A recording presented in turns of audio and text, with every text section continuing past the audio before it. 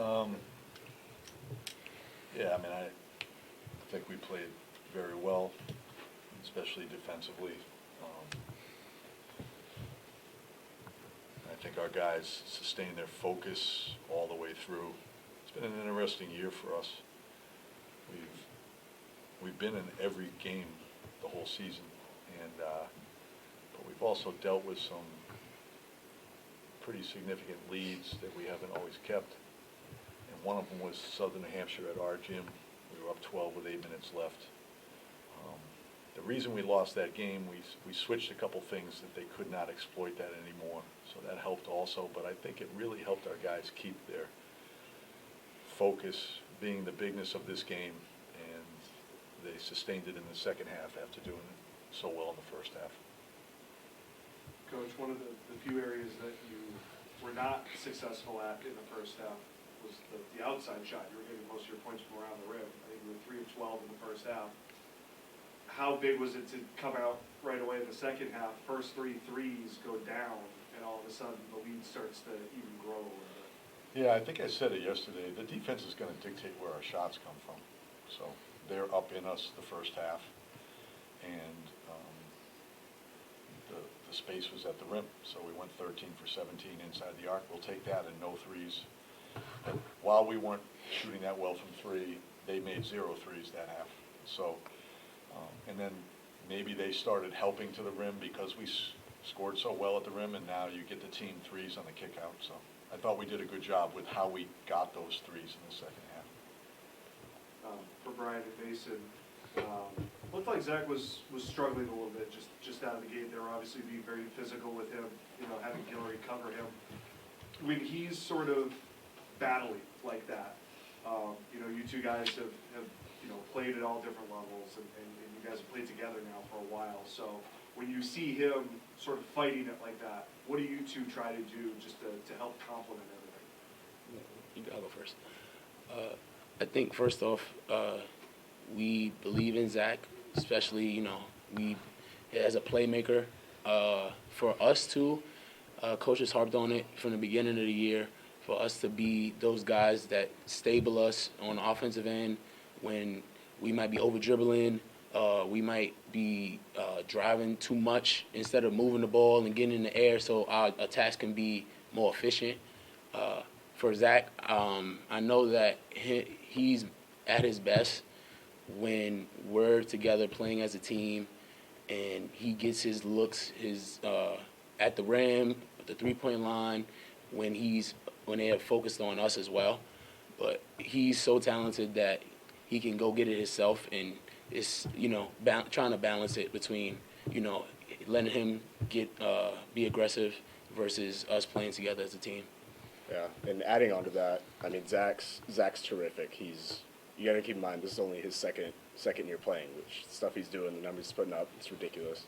And he's getting everyone's best defender on him every night. So props to Guillory. He's an outstanding defender. He's going to make his life hard. But again, like Brian said, it's up to us to kind of set the tone, stabilize things when it's not going the way we think we should be playing, and then just go from there and then hope everyone follows along. Can I add on to that too? Because I sat Zach at least once, maybe twice, just because he was getting out of control and he was thinking he was getting fouled, and he doesn't do that very much, get that upset. But most players, when they have a tough night, they're not 7 for 14, 2 for 5 from 3, and 3 for 4 from the foul line for an efficient 19 and 7. Like, that's how good this player is that was not a smooth night for him, nor were we pleased with everything he was doing. But a lot of guys are 2 for 11 on those nights, and he's not. 7 rebounds. Yes. So, yes. It's still affecting the game in other areas. And these guys, and I don't have to bark at them very often, but these guys and the other teammates, but it comes from these two being the oldest guys. They just are terrific, and they love Zach, and we all, we know how talented he is too. So sometimes it's hard on the guy who gets all the attention for sure. Coach, when we talked earlier in the week, you said, when you go into these regionals, everybody meets resistance at some point, and it's how you play through that sort of determines your fate. Sure. Whether you continue to play or whether your season comes to an end.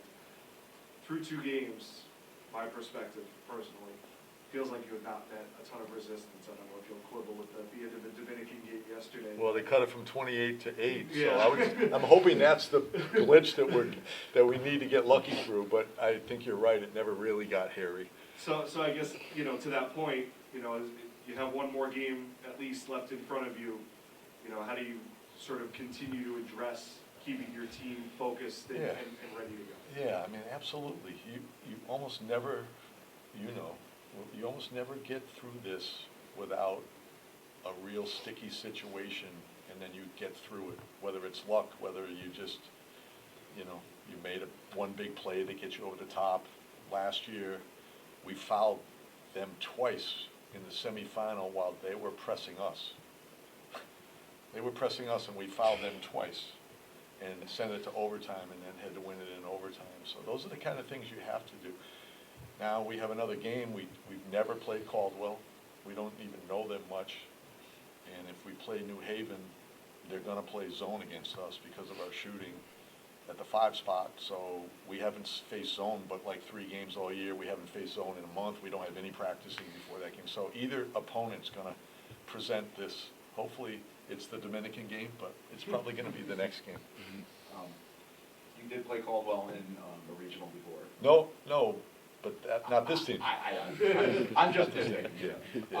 So Brian and Mason, having been on a regional championship team last year, that experience, does that calm you or make you feel confident in this regional in particular? I know it's not the same team specifically, but do you guys, as veterans of that championship team, does that experience carry over? I think it does. You definitely feel confident coming off of winning it last year, but at the same time, like you said, it's obviously a different team. A lot of guys, it's their first time playing these roles in this position. Still feel confident, but there's always, it's always a special time, always into the season. You always want to play your best, and there's a little nerve that come with that. But I think just being there, we feel good about where we are now. Yeah, I agree. I think for us, especially early in the game, it's important for us to be those stabilizing forces. Especially, I thought early in the Dominican game, we were kind of antsy, myself included, like taking a little early shots. I thought that for us, especially, it's especially important for us to be the stabilizing forces early in the game. And now, since we had 2 games of experience with this particular team, we understand how the excitement of it and how we just have to come out, play our game, and follow the game plan as well. And Coach, Larry's picking up his 3rd foul. I know the score was pretty at that point, but Isaac comes in and stabilizes you a little bit in the middle. Your thoughts on him, and also if you could talk a little about Ivan Missick not being here this year and what you've had to do to overcome that. Yeah, Matt was a Division III All-American, and his offensive game has really transferred seamlessly to Division II, and he's really a problem for this level. They have to bring more than one defender, or they're going to get 25 points scored on him. And so, but the other end of the court has been a challenge for him, and then managing his fouls. And we had Ivan Missick is out for the year. He tore his ACL in September, and he was really ready to be one of our top 7, 8 guys, maybe higher than that. And they were going to share that spot together. And instead, whenever Matt gets in foul trouble, we go to 5 guards. Like Isaac is a guard, Brian's a guard, Mason's a guard. But Isaac did give us a big boost in the Dominican. That's what Isaac is. He's a stretch wingman who can defend multiple positions. Brian also is making shots, but he's a dribble wingman, and he can break you down off the dribble. Isaac doesn't do that as much.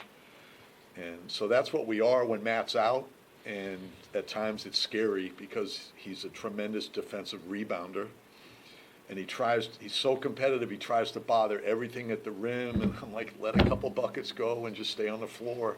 And he's improving at it, but it's still 1 every 5 games. Like if he gets in foul trouble on Tuesday night, it could be the outcome dictator, quite frankly. So hopefully not. Get a good eye, Chris.